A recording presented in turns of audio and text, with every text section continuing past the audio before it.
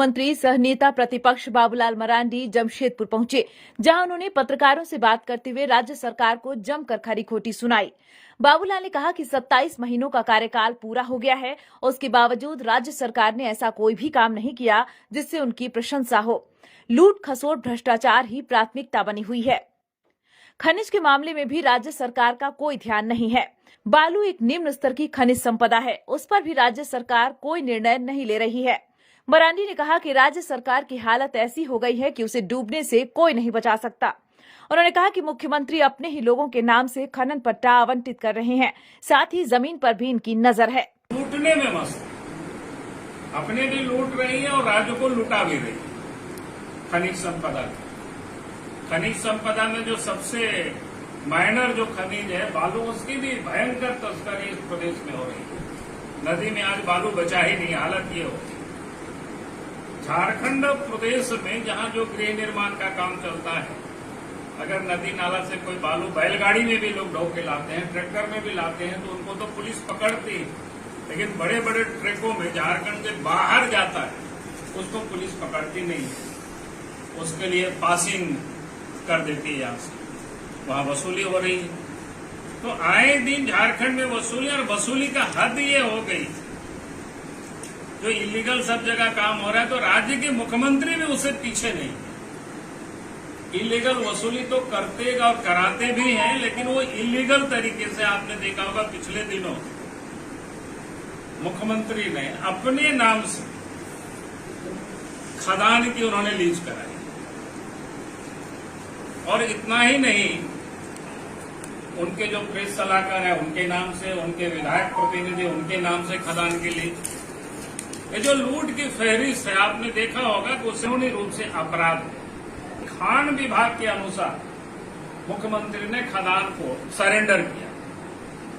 अब ये बड़ा सोचने की बात है, अगर कोई चोर या डकैत पकड़े जाए और कहे कि सामान हमने वापस कर लिया, इसलिए उनके कोई जुर्म कम नहीं होता है। और इसलिए हम तो मांग करते हैं कि सरकार के अंदर, मुख्यमंत्री के अंदर अगर थोड़ी सी भी नैतिकता है तो उनको त्याग पत्र दे देना चाहिए, नहीं तो राज्यपाल उनको बर्खास्त करें। इस लड़ाई को हम लोग जमीन पर ले जाएंगे, लेकिन इस वक्त चुनाव की घोषणा हो गई, पंचायत चुनाव की, इस कारण से ग्रामीण क्षेत्रों में आंदोलन तो नहीं होगी, लेकिन शहरी क्षेत्रों में इन सारे मुद्दों को लेकर के पार्टी आंदोलन करेगी। और हम लोग तब तक आंदोलन करेंगे कि जब तक इस सरकार को सत्ता के सिंहासन से हम लोग उतार नहीं लेते हैं, तब तक ये आंदोलन जारी रहेगा। केंद्रीय मंत्रियों के झारखंड दौरे से जुड़े सवाल पर बाबूलाल ने कहा कि राज्य में पंचायत चुनाव दलीय आधार पर हो ही नहीं रहा है, तो फिर विपक्ष को तकलीफ किस बात की है। भाषा विवाद के सवाल पर बाबूलाल ने कहा कि झारखंड में एक ही भाषा है, हिंदी। झारखंड में जो भाषा है वो बिल्कुल हिंदी है, किसी को कोई उसमें भ्रम नहीं रहना चाहिए। उसके बाद जब बिहार के काल में भी झारखंड क्षेत्र में जो भी पदाधिकारी पदस्थापित होते थे, आप सबको याद होगा, उनको यहाँ की जो क्षेत्रीय भाषा में उनको एक बार पास करना पड़ता था, ताकि वो अफसर यहाँ पदस्थापित हो तो लोगों से संवाद कर सके। अगर हिंदी वो नहीं जानता है तो उनकी भाषा में संवाद कर सके, क्या पता कर लीजिए। लेकिन बाद में उसको राजनीतिक कारणों से इस लोगों ने घोषमोज कर दिया, आंदोलन कर दिया। तो इसलिए मैं कहता हूं कि हम लोग तो सब भाषा की सम्मान करते हैं, और झारखंड में तो एक ही भाषा जो राष्ट्र, वो हिंदी है। वहीं स्थानीय नीति को लेकर उन्होंने कहा कि जब हमारी सरकार थी तो हम लोगों ने स्थानीय नीति बना दी थी, मगर वर्तमान मुख्यमंत्री अलग ही पैटर्न पर चल रहे हैं। भारतीय जनता पार्टी जब जब सत्ता में आई, स्टैंड साफ रही है, साफ तो उनको करना है।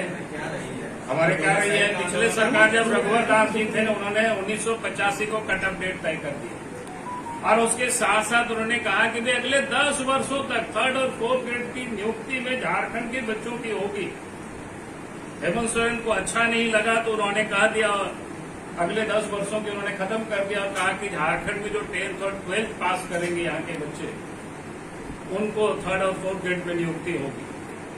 और उसमें जो अनरिजर्व कैटेगरी के बच्चे अगर बाहर से 10th और 12th पास करेंगे, उनको हक नहीं मिलेगा। हम लोगों ने कहा कि भाई ये तो आपने गलत किया है, इसको आप ठीक करें।